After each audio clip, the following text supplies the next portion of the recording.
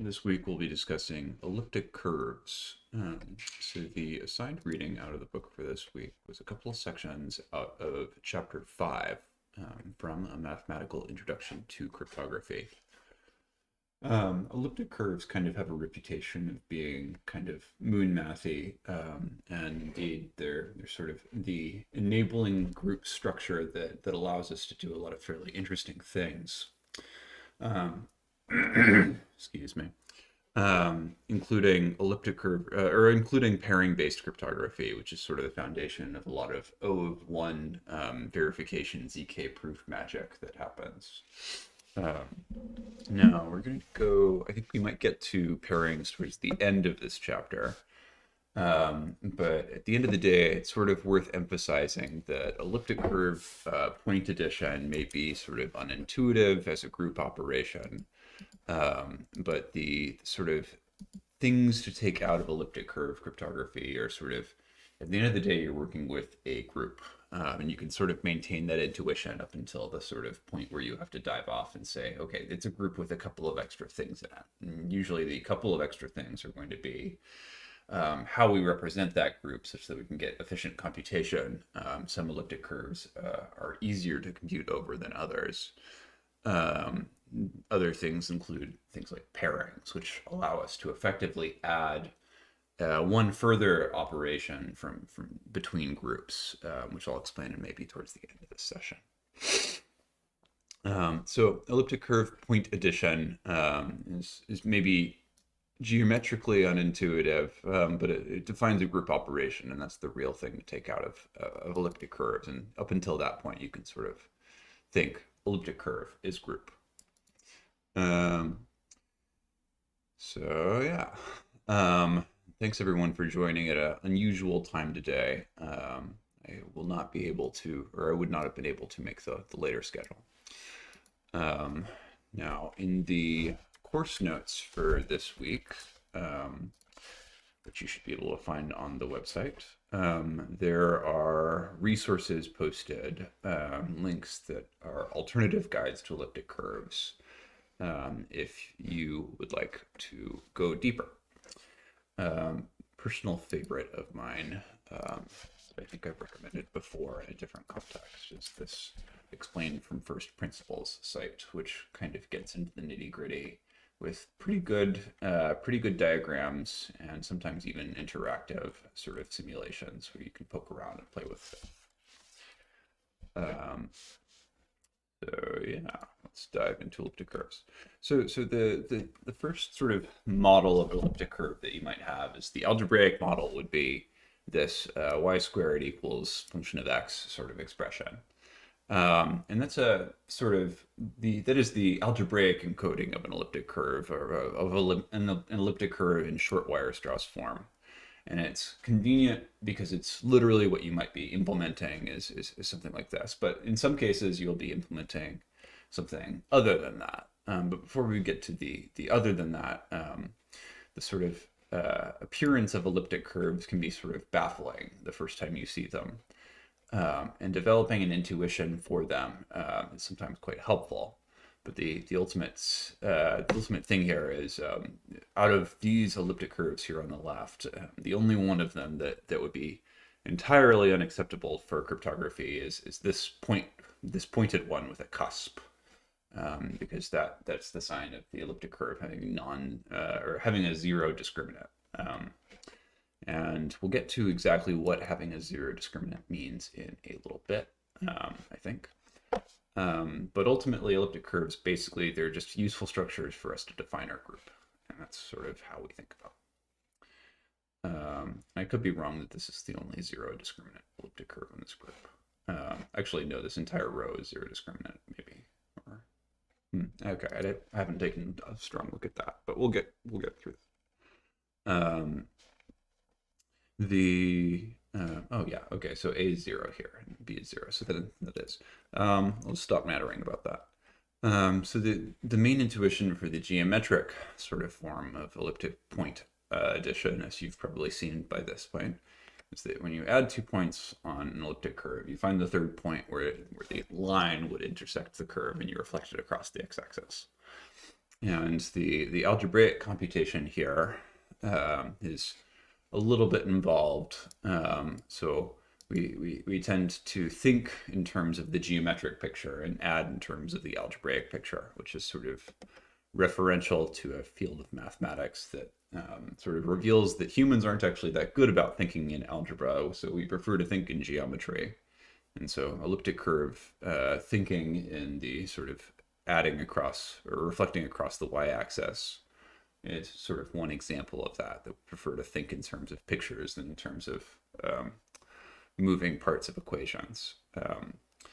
And so the sort of shorthand definition of what an elliptic curve is it's any set of solutions to the elliptic curve equation e equals y squared, or e is y squared equal to this function of x. And I mentioned the discriminant earlier. This is sort of a special property of the elliptic curve. You can think when you're thinking quadratic equations with respect to quadratic what just happened there? Seems I just lost my section of the book. Okay. When you think quadratic equations, there's a case where the value underneath the square root in the quadratic formula can be 0 or negative. Elliptic curves turn out to have something kind of similar, which prevents an elliptic curve from being useful for cryptography purposes, since we can't actually find a third group point in some cases. Where was I? I'm here, so I need to go there. Yeah, so the first section of this chapter sort of goes through the basics of elliptic curve point addition, and we get this convenient, if not necessarily intuitive, formula for how we would add two points together. And since that's not entirely intuitive, we would prefer naturally to think, okay, just add 2 points together by finding the third point and flip across the y-axis.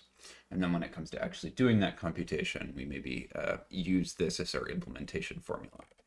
But as we'll see in a moment, the short Weierstrass form of elliptic curves is not necessarily the most efficient way to compute point additions and point multiplications. In fact, some elliptic curves have a more convenient representation, which is the Montgomery curve form. And in contrast to the short Weierstrass form, which we see here on the right, y squared equals x to the 3 plus ax plus b, we might alternatively encode an elliptic curve. We just moved b and a, and you'll notice that x became an x squared. We can't actually encode all Weierstrass form elliptic curves as Montgomery curves, but there is a class of Montgomery or there's a class of Weierstrass curves that we can transform into this alternate coordinate notation. Basically, is the thinking here. We can do that by a change of basis or changing our variables. So the question to ask might be, well, why do this? And if you're familiar with the Montgomery multiplication algorithm, your grade school multiplication algorithm is going to be an O of n squared operation, where n is the number of digits in your numbers. So if you have an n digit number and an m digit number, you're going to have O of n times m operations to multiply those numbers. The Montgomery arithmetic, I think, is something like O of n to the power of 1.6. So it's a more efficient way to do point multiplication, but we can only do it efficiently over Montgomery curves. So if you'd like to go more into detail on sort of the principle of Montgomery arithmetic or Montgomery point addition, the form above gives us a convenient way to do arithmetic over elliptic curves. And a lot of the sort of like complicated stuff over elliptic curves is it turns out there's a lot of these cute algebraic and number theoretic hacks that make computation over elliptic curves more efficient. Because the addition operation outlined here as not exactly efficient operation, even on fast computers. So we are sort of often asking, how can we speed that up? And this is one way. The the next thing to note is that our values for A and B they come from finite fields. That is, suppose that we wanted values for A and B. We might choose some large prime, say p to the 256 minus 2 to the 42 plus p plus 1. I pulled that out of a hat, but suppose that was a prime. That would be a convenient prime to use because we might be working with four 64-bit registers, which is 256 bits of storage space. And if our modulus here was just underneath 2 to the 56 or 2 to the 256 bits, then we could efficiently encode all values over that field in those four 60-bit registers, 64-bit registers.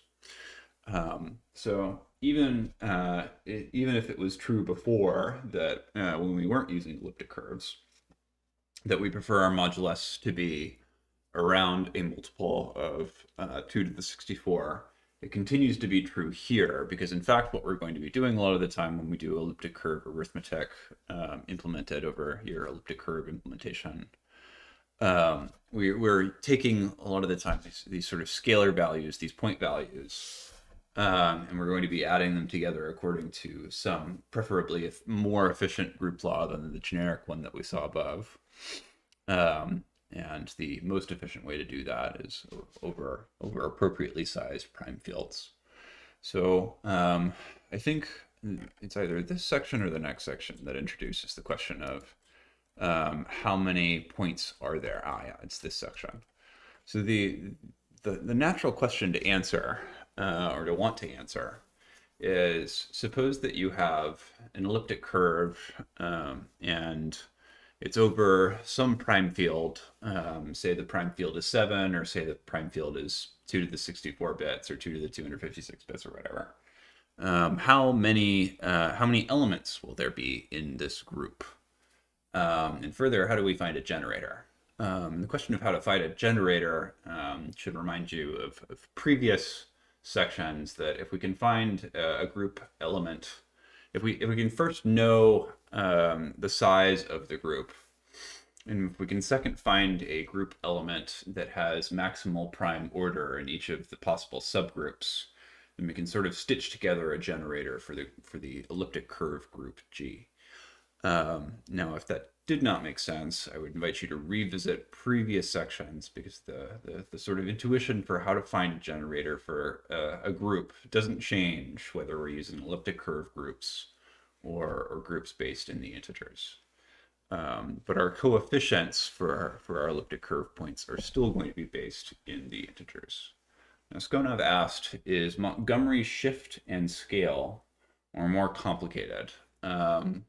It's a change of basis. I think the exact way that we achieve it is, well, it'll probably have this written in here somewhere, based on, let's do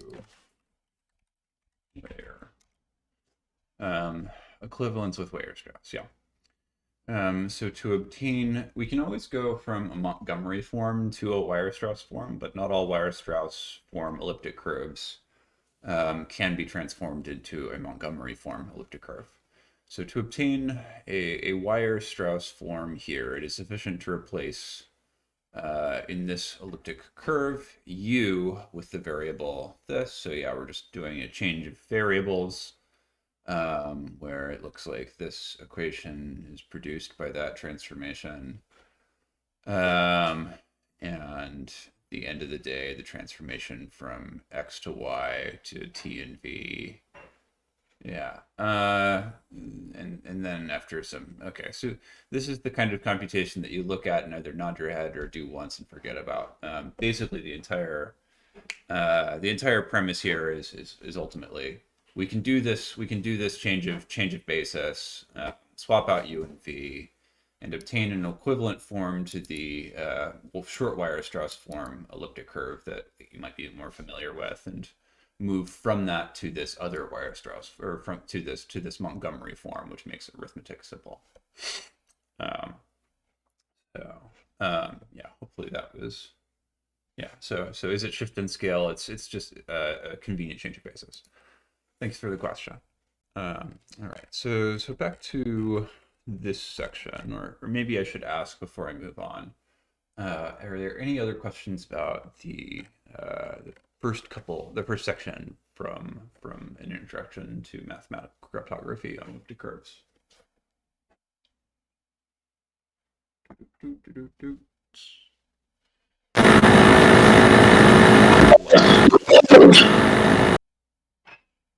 Okay. Well, thank you for muting. Okay, so the next section we're going to be discussing is sort of how we develop an intuition for elliptic curves over finite fields. And this sort of maybe gives the premise of instead of thinking of wandering around the elliptic curve, we can maintain some intuition by saying we're working over a prime field, at least in terms of the coefficients. And if we have a group generator G, or some point that we care about G, we can add the group point to itself to get 2G. We can add 2G to itself again to get 4G, and so on. So we can actually do the double and add algorithm, or the square and multiply algorithm from the previous section on integers, where, remember, we previously wanted to discover how to do arithmetic, efficient multiplications over our previous group. Well, we can use the same algorithm here. And since our group operation in elliptic curves is traditionally written as a sort of addition, we have a fairly similar algorithm for computing arbitrarily large scalar multiples of G. So if we wanted to compute 2 to the 127, or just say 127G, we would want to first compute G times 1, then G times 2, then G times 4, up to G times 64, and 64 is 2 to the 6. So we would, at the end of the day, have to double some point 6 times, and then we would need to do 7 additions, meaning that the total group, the total sort of number of operations would be 6 doublings and 7 point additions, for a total of 13 additions, making it an O of what is that? O of square root, or O of log? Short. So the point there is that we can compute arbitrarily large points in not very much time at all, or arbitrarily large scalar multiples of our point, I should say. And Skonov has asked, should the generator be a safe prime? Should the order of the generator be a safe prime? Yeah, the order of the I think, if I remember correctly, the answer to that is yes. But it has been a little while since I've worked with elliptic curve group generators. So I'm going to say I think so, but I won't say a strong yes or no. Where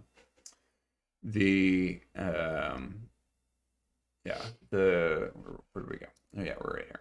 So the sort of intuition here for working over finite fields is that we can maintain a lot of our tools that we were using for working over integers, and just working over this different group doesn't really change a lot for us. What it does force us to ask is how many points can we find in an elliptic curve? So in this example that they give it a curve over mod 13. And it turns out we can pull out 9 points for this particular elliptic curve over the field F13. And the sort of more general question is, suppose that we didn't want to brute force it. We tried a different algorithm for generating an elliptic curve, or all of the elliptic curve points.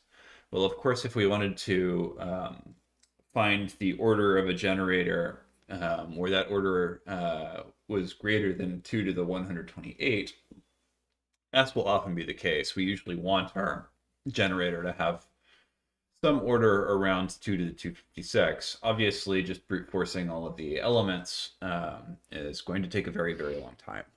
So we wouldn't do that. We could use the double and add strategy. Suppose that we knew that the elliptic curve was supposed to loop around at some particularly large value, but that doesn't answer, well, how do we obtain the large value?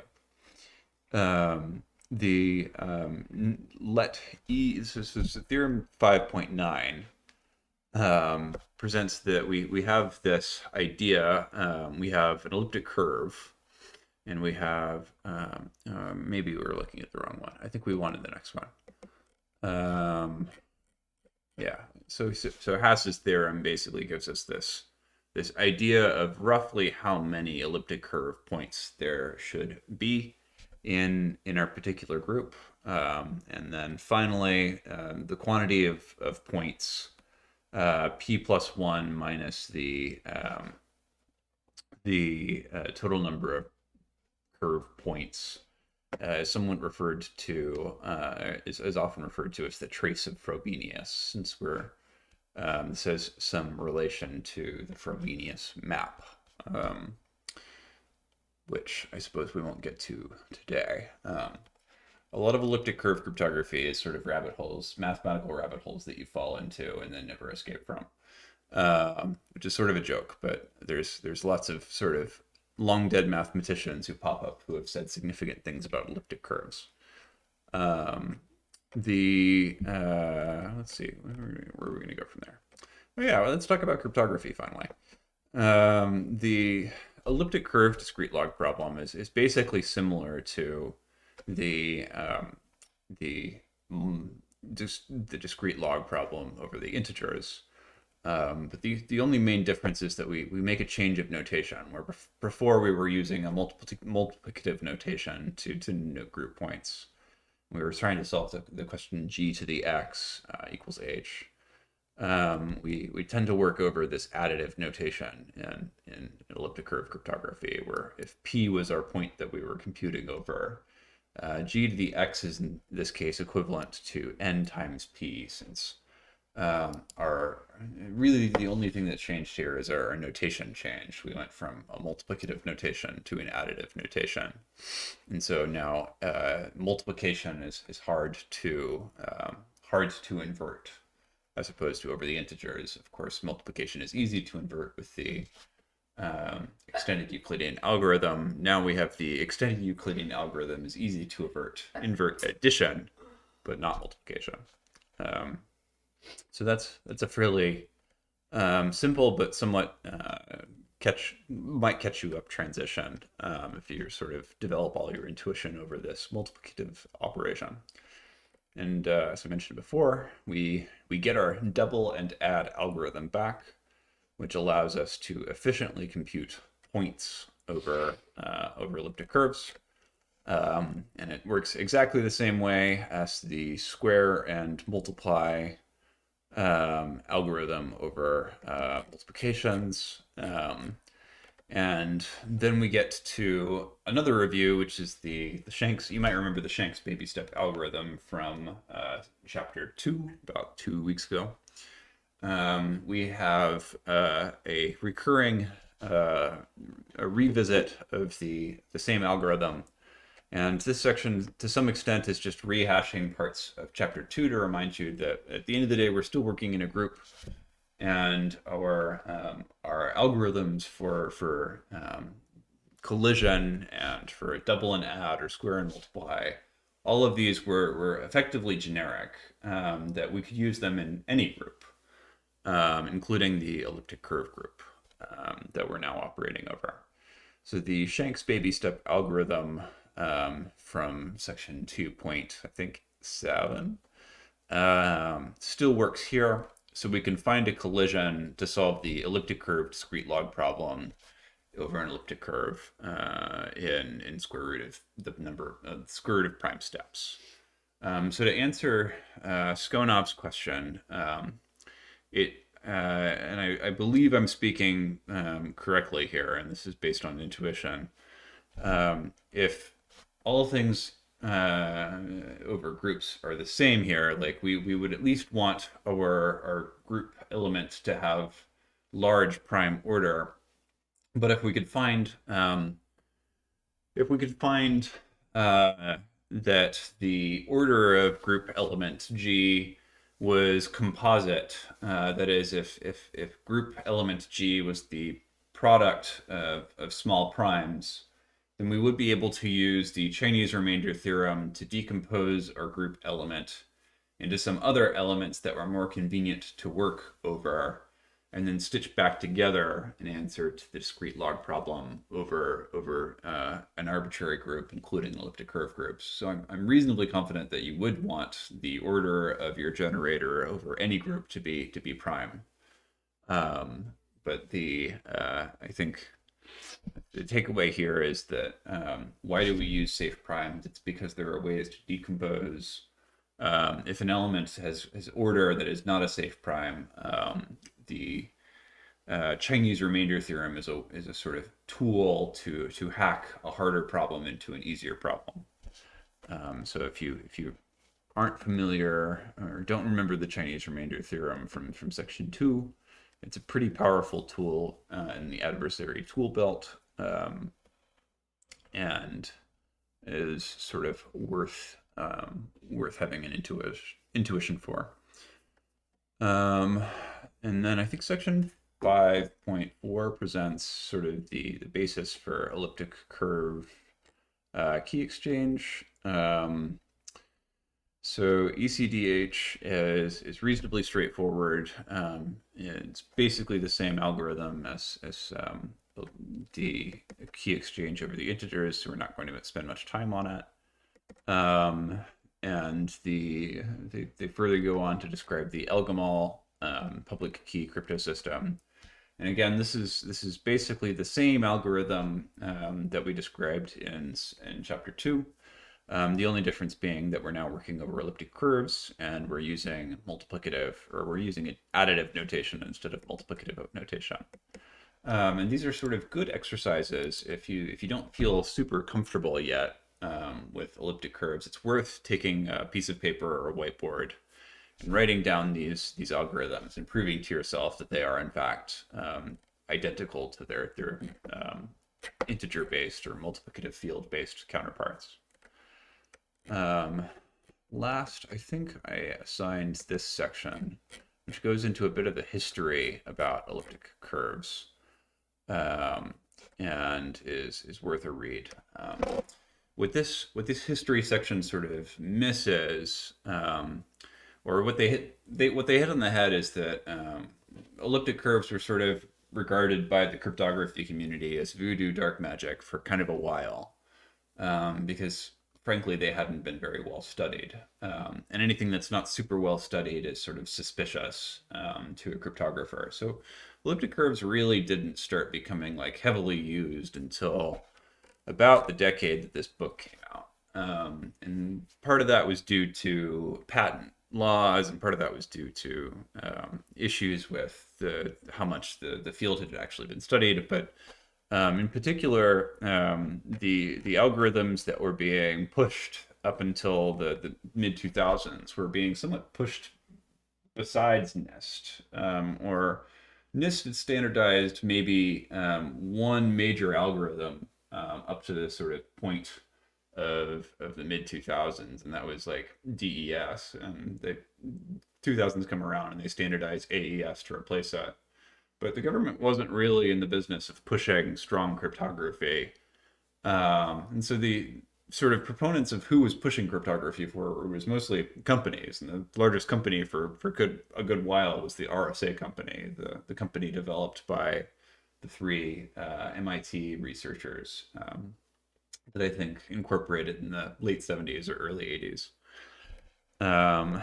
So the one of the issues with elliptic curve cryptography was that, well, RSA doesn't really use elliptic curve cryptography and is quite simple to think about. And so most cryptographers were not thinking about elliptic curve cryptography.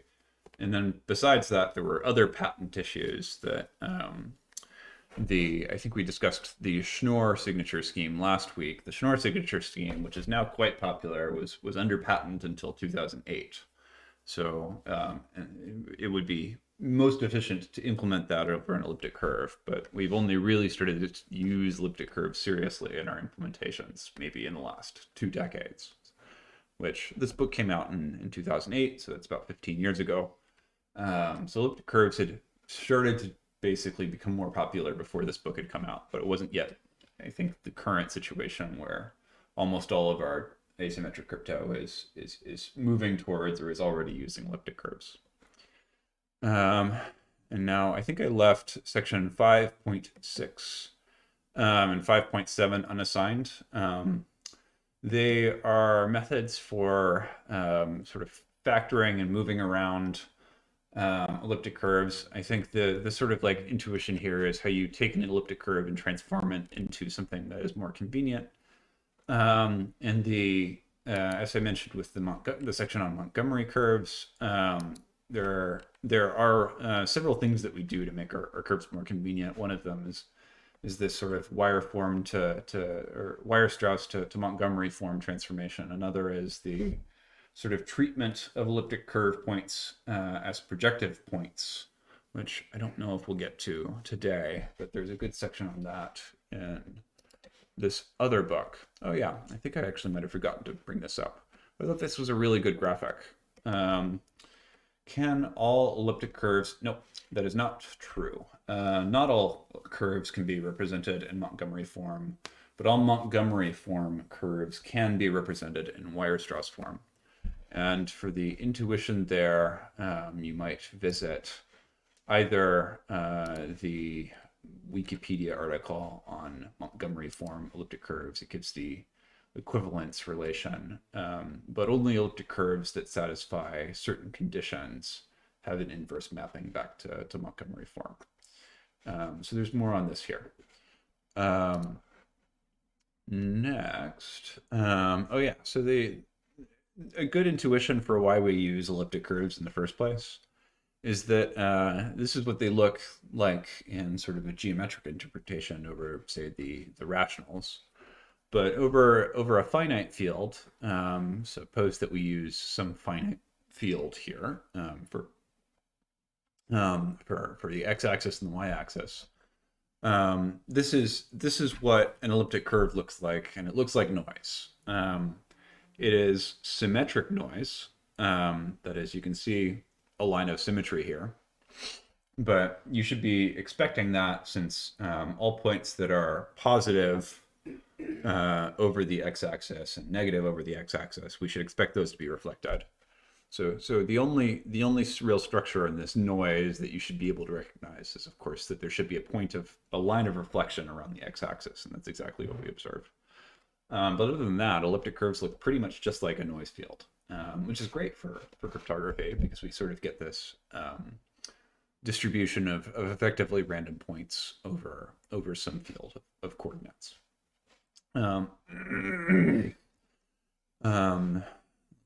Moving from that to, I think we'll jump to now the last section that I wanted to discuss today, which was 5.8 on bilinear pairings. So finally, I wanted to discuss, before we get to next week, we start talking about multi-party stuff, or I suppose 2 weeks from now, since I think we're taking next week off. I'll make a Discord event too, as a reminder.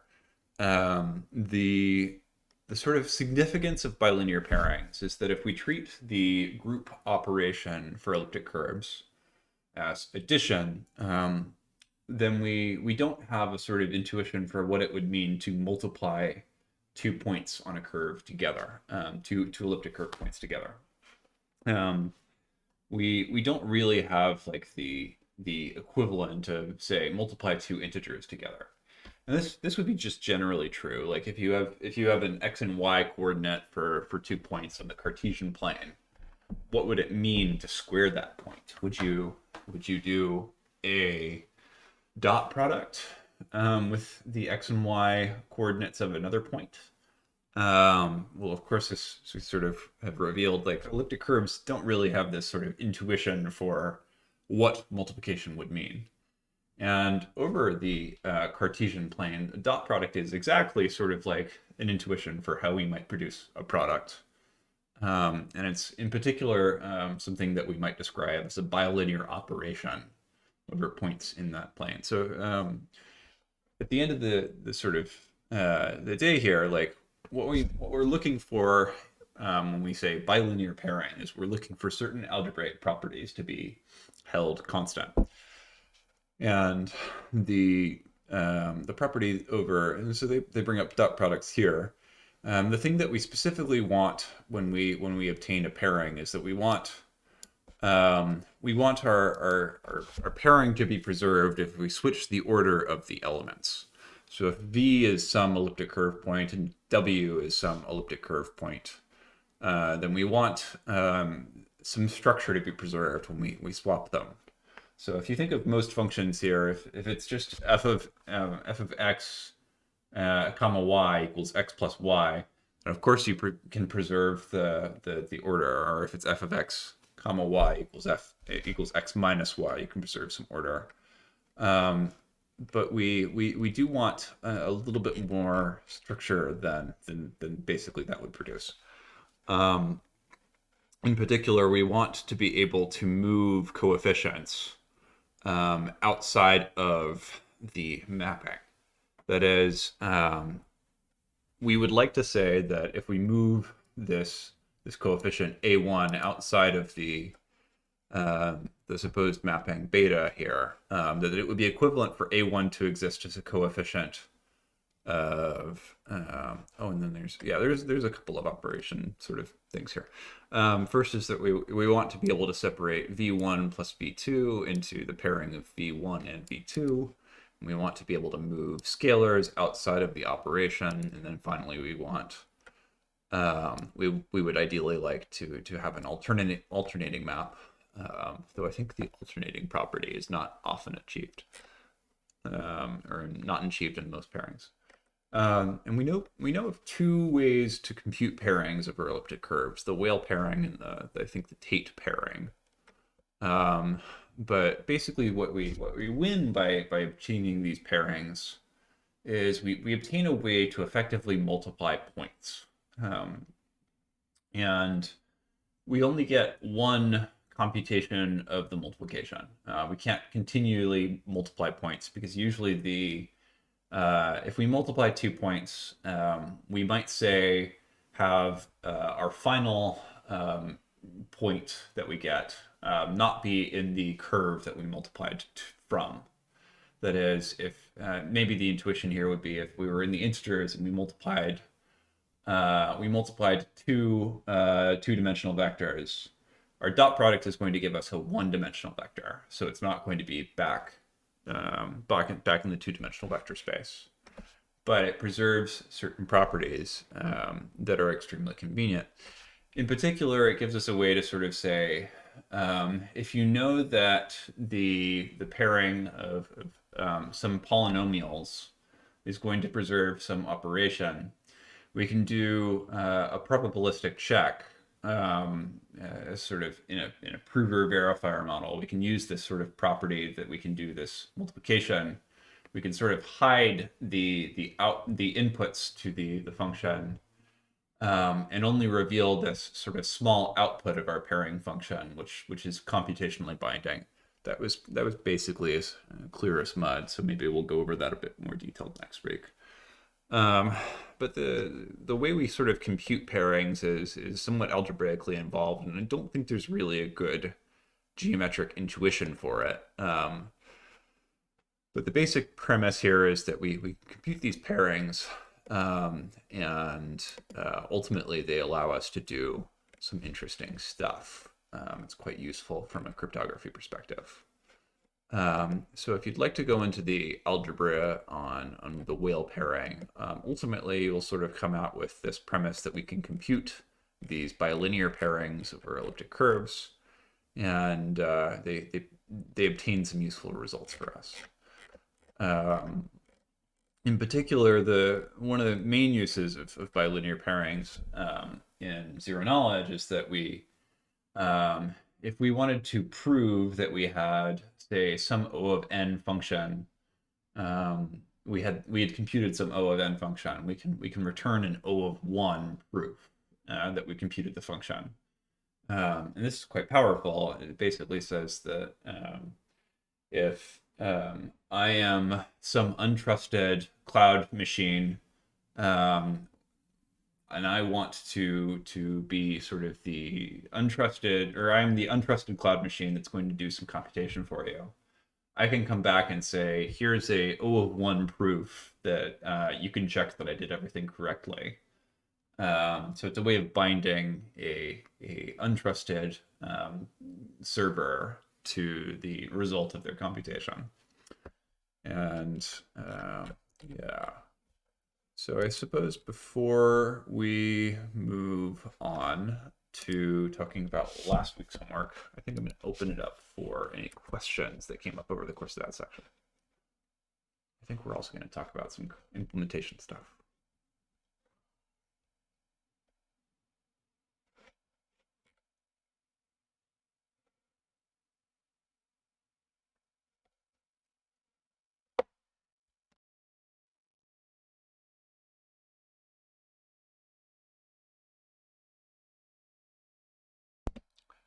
Okay.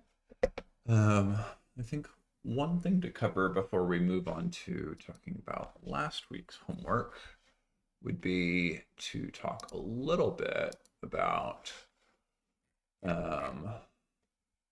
just talk a little bit about the sort of implementation tools that you have at your disposal for implementing elliptic curves. So one particularly useful tool, and this is sort of commonly true, is that you will often see that for highly structured sort of groups that exist, we might expect there to be nice trait gathering libraries like elliptic curve here, basically, that sort of group traits that we might like to implement for our curves. And these don't necessarily end up being the most straightforward in the case of elliptic curves. It's not exactly a simple sort of trait library.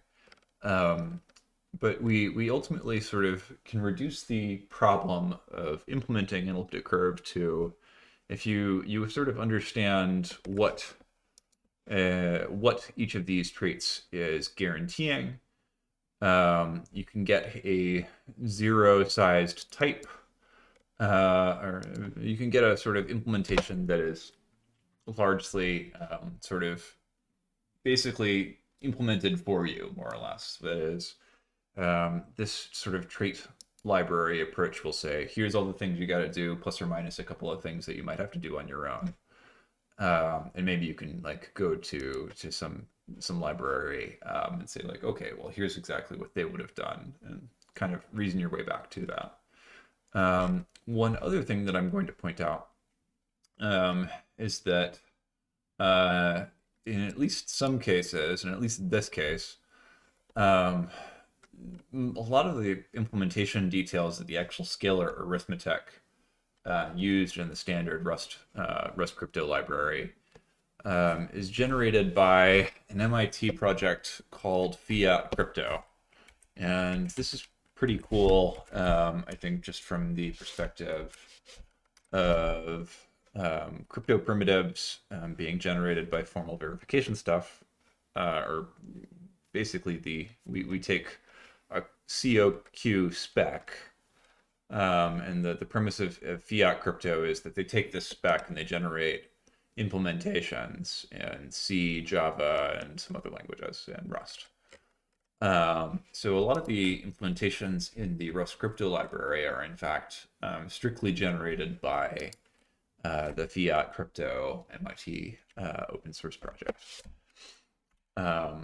So in some cases, we can kind of get away with, well, just copy paste whatever Fiat Crypto output, which is pretty cool. I'm sort of like looking for how this continues to develop, whether basically we can develop more powerful tools for formally specifying cryptography libraries and generating code for it. But maybe that's a bit of a tangent. The I think main sort of thing that I wanted to point out is that when implementing elliptic curve libraries, you don't necessarily have to rely on this collection of traits. So, for instance, the Zcash authors rely on the alternative approach of just taking the raw parts of finite field, group, and some other stuff, and sort of stitching together their own elliptic curve implementation. But the tools are sort of there for you to refer to. So in the pasta curves library in particular, the Zcash authors basically obtain an elliptic or implement a pair of elliptic curves, Pias and Vesta, which are two pairing friendly curves. And these are generally good things to refer to if you were to try to implement an elliptic curve. And as it turns out, your homework for this week is exactly that, to implement an elliptic curve. We're going to be taking a dummy implementation or a toy implementation. If you want to accept the challenge for this week, since we have 2 weeks for the next section, I thought I would assign something a little bit harder and a little bit more challenging for this week. So we're going to be migrating this toy elliptic curve written in Python to Rust. And it's only about 300 lines in Python and a lot of it's comments. So the homework for this week is sort of the challenge of migrating this Python library to Rust, which should be interesting. So I wanted to bring up that you have sort of this resource at your disposal, and you can take a look at Zcash curve implementations if you'd like to use the elliptic curve crate. It is at your disposal. So I think that pretty much wraps up what I had to say for this week. So let's pull down the homework for last week. The homework for last week was largely we were discussing probabilistic versus computational, or statistical versus computational security. The first question was what kind of security, probabilistic or computational, or statistical or computational security would you expect an encryption scheme to obtain? We would generally expect an encryption scheme to obtain statistical security, and statistical security implies computational security, or computational soundness. So we would expect the output of an encryption function to be indistinguishable from randomness. That is, an adversary should not be able to distinguish the probability distribution of an encryption function's output from pure random noise. That doesn't necessarily mean that they are the same distribution, which would mean that the sort of encryption scheme had achieved. I don't think that actually means that it's perfect security, because pseudo-random function will never actually be able to output pure randomness. So moving on, the main takeaway here was that a secure encryption function should aim to obtain random-looking output. So we would expect that computational security would be implied by that. I hope that some of you tried the second exercise for last week, which I think is quite fun. And that is win the Kelly criterion game. So the Kelly criterion game, if you're familiar with betting theory, is this question of suppose that you have some question of how much should you bet to maximize your expected value? How many bets how many bets can you basically go by doubling your money up to um, so if you know that you're going to win with 60% probability, how much should you bet at each round? What proportion of your total betting pool should you bet at each round? So that's the sort of question that we're trying to answer. And this is an excellent blog post for sort of going through some probability theory sort of intuition here. We kind of get through a sort of higher level intuition for the question, and then we get into the sort of how we would actually compute our probability of winning. We have these wonderful sort of interactive components that sort of demonstrate what the change in our parameters mean in a sort of geometric sort of intuition, and how much we would expect to bet if we wanted to do well. So finally, I think in the appendix, he derives the simple case, and the homework was to work with rederiving the simple case and then adding a special condition to that. So the solution for that is posted to the site. And last week's homework was intended to prepare you for this week's implementation exercise. Hopefully, if you attempted the homework, you might be better prepared to implement this week's elliptic curve. So I think that's pretty much all I have prepared for you this week. I'm going to stop and pause for questions before we wrap up.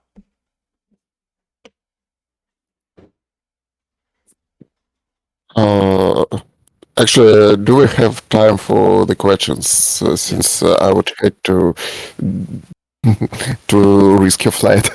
Oh yeah. The Skelly, the Skelly Criterion game totally broke, not totally, but really broke my intuition for probabilities, since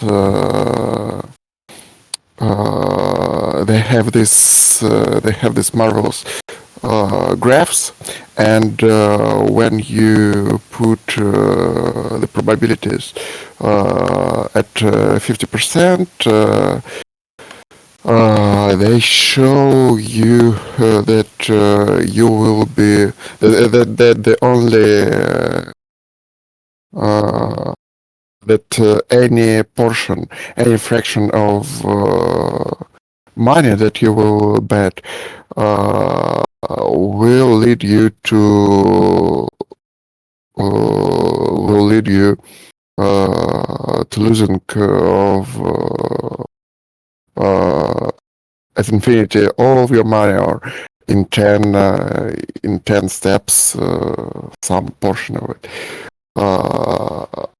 My intuition was broken at the moment that if you bet 5 coins always in this 50-50 setting, you will have zero expectation. So you will have the sum that you were starting from. But I can see from formulas, but I can't yes, this graph, but I can't develop intuition. Why do we lose, why this expectation isn't zero when we have 50-50 probability? Yeah.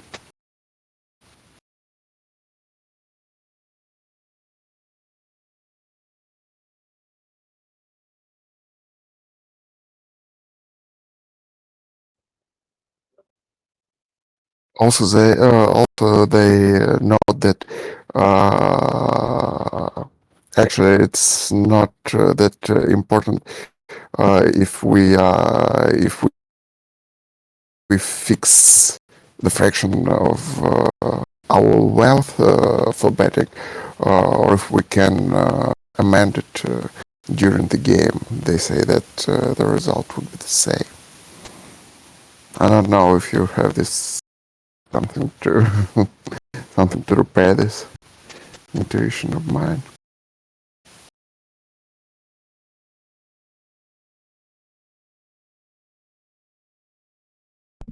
Oh, sorry, I was muted. I don't think I quite got the last question. But Is it now? to sort of start in on that. So if we adjust the probability of heads such that we have a say 20% probability of heads, then if we bet tails, and does it stay with our initial? Okay. So after 10 bets, betting tails, with L equals 0.6, where this is the probability of heads, when we're going to keep everything else constant.